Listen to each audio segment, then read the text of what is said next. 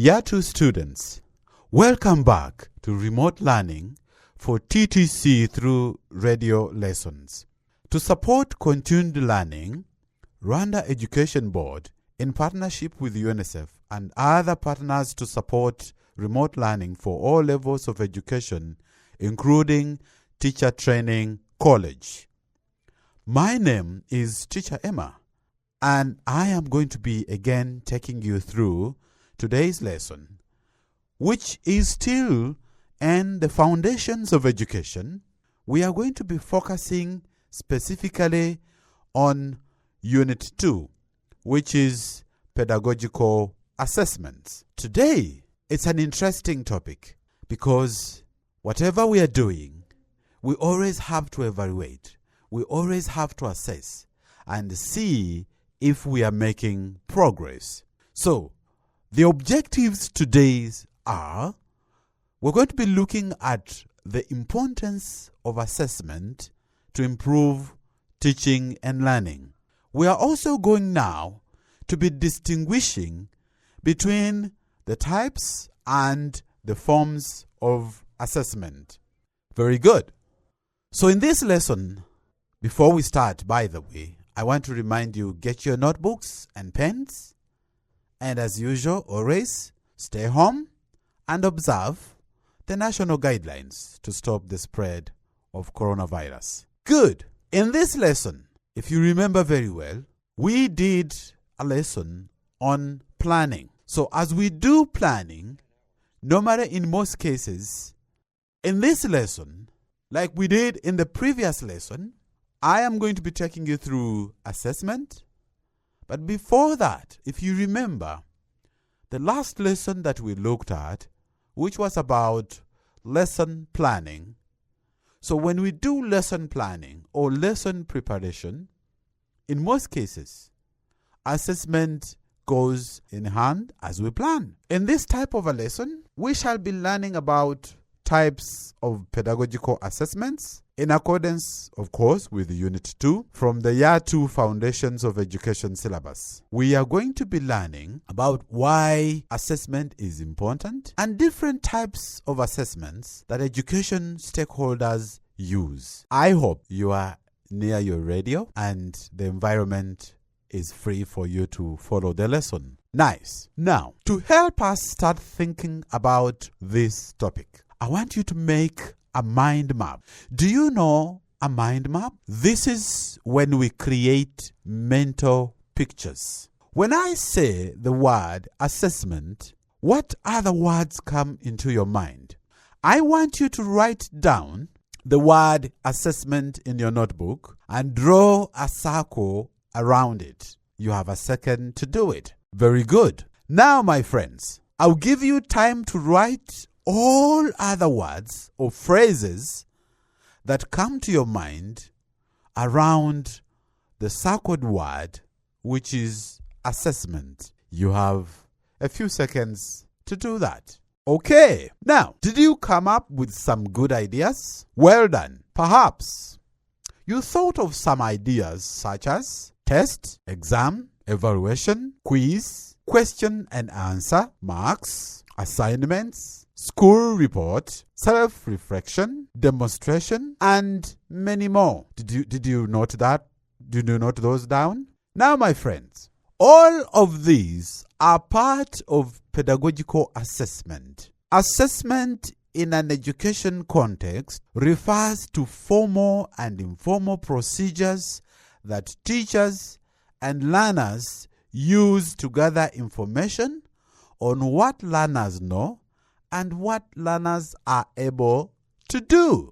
I'm going to repeat this definition, and I want you to note it down. Pedagogical assessment refers to the formal and informal procedures that teachers and learners use to gather information on what learners know and are able to do. I hope you have put that one down. My friends, now that we have refreshed our minds about what assessment is, let us learn about why it is important. The way that assessment thought about and used in education has changed and will keep changing over a period of years. In the past, people often thought that assessment only comes after teaching as a way of judging students' achievement. Now that Rwanda is using a competence-based curriculum, all stakeholders, including teachers, parents, and school leaders, and students, are coming to realize that assessment is an essential part of teaching and learning and happens throughout the process. I want to rephrase this such that you get it very clearly. Way back, or some years ago, whenever we could hear about assessment, what would come into the minds of students, teachers, and parents? Perhaps they would think that that is something that would come after a learning period. Whereas today, we're looking at assessment in a different approach. So, the goal of assessment in a competence-based approach is not to judge, but rather to inform stakeholders of learners' current abilities so that more effort can be applied to fill any gap that exists and improve performance. I want to repeat this because this is very, very important, my dear students. And I said that today, when we look at assessment in a more competence-based approach, I repeat, today, when we look, or the goal of assessment in a more competence-based approach, it is not to judge, but rather to inform stakeholders. When I talk of stakeholders, of course, these are learners, teachers, parents, and others, about the current abilities so that more effort can be applied to fill any gap that could be existing and improve performance. Are we together, my friends? Remember, we're looking at assessment. Now, my dear friends, I know that this concerns year 2, but I want to call upon all year 3s and year 2s and year 1s. Please make sure you follow this lesson. And I'm also calling upon our beloved tutors. Wherever you are, please learn with us. And I request you to support our students in case of any question they could be having regarding the topic that we are looking at. My friends, let's take a look at a couple of examples, and I want you to listen closely as I read these case studies aloud. Are you ready? Perfect. Now, listen carefully. Fatima is a teacher of primary 2. At the end of each term, she gives her students a paper and a pencil test for each subject to see what students have learned. She marks the exam out of 100 to get grades to put on students' report forms. She also ranks students' performance as compared to one another. Who is the first, the second, etc. The students and their parents never learn more about what specifically the child does well or needs to improve. Are you still following? Now, here is another scenario or case study. Francine is also a teacher for primary 2. When students come to her class at the beginning of the year, she makes a special effort to get to know each one. She observes them and takes notes. She also collects samples of things each student write and other work, dating it, so that she can see progress over time. Francine doesn't rely too much on paper and pencil tests because she knows her P2 students are still learning to read and write. She takes time to ask questions orally to individual learners. When Francine discovers that some students are not mastering the skills she taught, are we together, friends? She brings them together as a small group and tries different approaches to help them. My dear friends, I want us to reflect on these two teachers, Teacher Fatima and Teacher Francine. According to you, How do you think these two teachers are different? Who do you think assesses in a more competence-based way? And who do you think assesses much more in a traditional way, which was knowledge-based? How can you tell? I want you to take a few seconds to think. Very good. These examples help us to see the real value of pedagogical assessment when implemented properly. Let me repeat this. These examples help us to see the real value of pedagogical assessment when implemented properly. The first teacher, Fatima, uses assessment as an evaluation or judgment tool. Remember, she gives a test at the end of a learning period. And remember, in this manner, she's up to evaluating or judging and is using this test as a tool to judge. The second teacher, Francine, uses assessment as a learning tool to help herself and her students succeed. Francine assesses her students in a more competence-based way. Is that also what you discovered, my friends? Good job. Now, let us look at specifically what Francine does. I want you to listen carefully and try to note down the keywords Francine uses. Now, we have got diagnostic assessment. In this type of assessment, it's always carried out before learning begins to find out what learners already know and can be able to do. This helps teacher Francine to plan where is an appropriate place to start from when teaching, and also to group students according to the ability level. I want you to take note of the word diagnostic assessment. Diagnostic assessment. You remember how teacher Francine starts? Now, let us look at another form of assessment. We have got formative assessment. But before we go to that, my dear friends, how many of us, before the lessons begin, before the actual teaching begin, take trouble to get deep into knowing what our learners know, or even what the conditions are they in? This is very important, because when you do diagnostic assessment, which is done before the actual lesson, then you have got well knowledge. When you do diagnostic assessment before the lesson, you have got knowledge about the class or the type of learners that you are going to be dealing with. That's very important, my dear student teachers. Always, let us take trouble to do child study and be able to know who are the students or the learners that we are going to be standing in front of, and what are their strengths and what areas do they need to improve upon. Very nice. Let us also look at formative assessment. This type of assessment is carried out throughout the learning process. Let me repeat. This type of assessment, and I want you to note this down, is carried out throughout the learning process. In other words, continuously. Teachers observe students' body language, responses, and work produced to see if they are grasping what is being taught.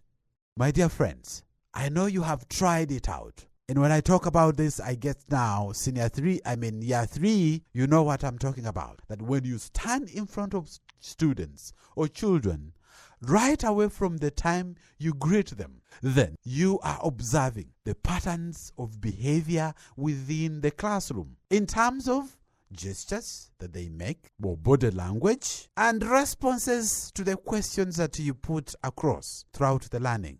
And also now, the work that they produce. So teachers use formative assessment information to make adjustments to their plans, moving faster or slower, or even changing the approach that we use depending on how well students are doing the work. Remember, we're looking at formative assessment. Now, we also have another type of assessment in the competence-based approach. We have the Criterion-Referenced Assessment. This type of assessment measures students' performance based on a specific standard or criteria. I want you to write down Criterion-Referenced Assessment. It looks at how close or far a student is achieving the standard at the time of assessment. Students, here, I want you to really take note of this.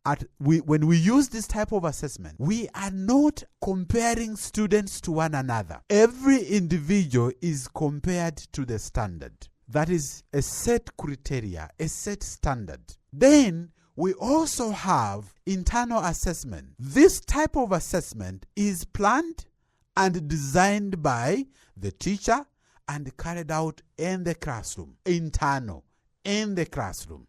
It is designed to fit with the level of the specific learners and related to the activities done in class. Internal assessment. These are teacher assessments that he or she does. Now, my dear friends, let us look at Teacher Fatima. Much of what she does is opposite to Teacher Francine. Again, listen carefully and try to note down the keywords Fatima uses. Summative assessment. Are we together, my dear friends?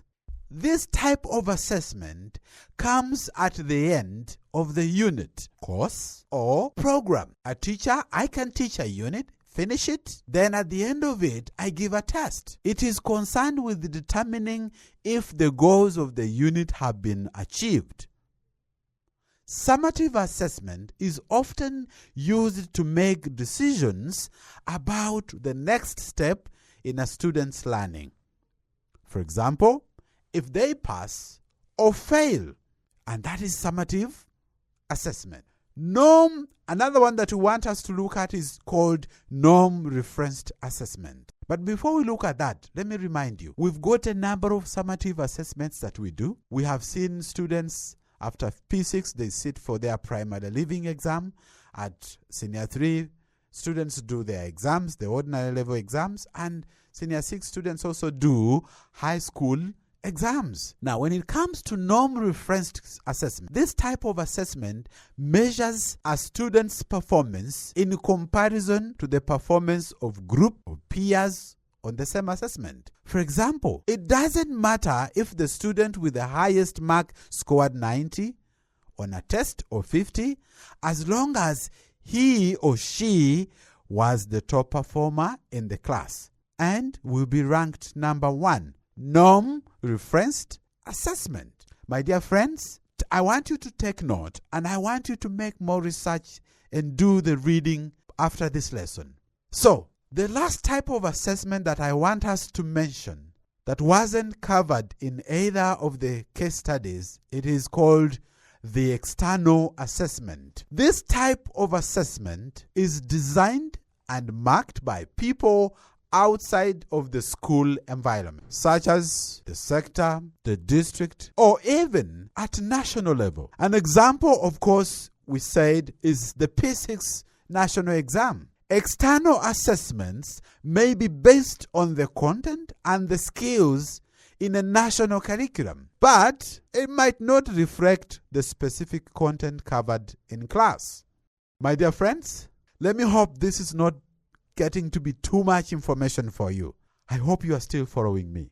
Now, students, we have looked at 7 types of assessments. I want us to do a couple of exercises to review. I am going to say a type of assessment and you will tell me the related but opposite type. Are you ready? Let's begin. Diagnostic assessment. What is the opposite? Summative assessment. Do you have that? Very good. Diagnostic assessment, let me remind you, it's done before the learning process starts, and summative assessment is done after the learning process is over. So these terms refer to when the assessment is carried out. Diagnostic, that is before, and summative, that is after. Let us try another one. Criterion-Referenced Assessment. What is the opposite? Very good. Norm-Referenced Assessment. Criterion-Referenced Assessment is based on a predetermined standard or expectation, and norm-referenced assessment is based on the performance of others on the test. These terms refer to how assessment results are interpreted. Remember, one, there is a set standard that you are going to be judged based on, and another one, it's about based on performance of others on the same test. All these are types of assessments that teachers use. Now let's do one more. Internal assessments. What is the opposite? External assessments. Very good. Internal assessments are made and marked by classroom teachers, and external assessments are marked by outside stakeholders. These terms refer to who creates and uses the assessment. My dear friends, did you get all of them correct? Good job! Now, as we conclude our lesson today, let us review some of the key points that we learned about pedagogical assessments.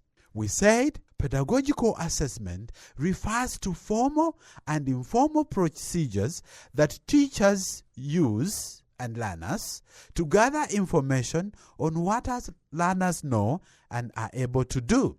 How people think about and use assessment has changed over a period of time. In a competence-based assessment, this should be done throughout the learning process to support and improve learning outcomes. By when they are carried out, these include diagnostic, formative, and summative. By how results are interpreted, these include criterion-referenced and norm-referenced assessment. By who sets and marks the assessment, these include internal and external assessments. Now, my friends, as we wind up, I am going to give you a homework assignment so that you try and apply what we have just talked about. Consider different educational stakeholders, including head teachers, class teachers, parents, teachers, directors of education. Identify which type of assessment each would be interested in. Then, explain what each stakeholder will want to do with the information from that type of assessment. Let me repeat this. Consider different educational stakeholders: head teachers, teachers, parents, students, district education officers, and others. I want you to identify the types of assessment each will be interested in, then explain each stakeholder will want to do with information from the type of assessment. Student teachers and parents, thank you for your participation in this lesson. This lesson has been developed by Rwanda Education Board in collaboration with UNICEF, Help a Child, Right to Play, Inspire, Educate, and Empower Rwanda. Until next time, thank you very much. Stay home and stay safe.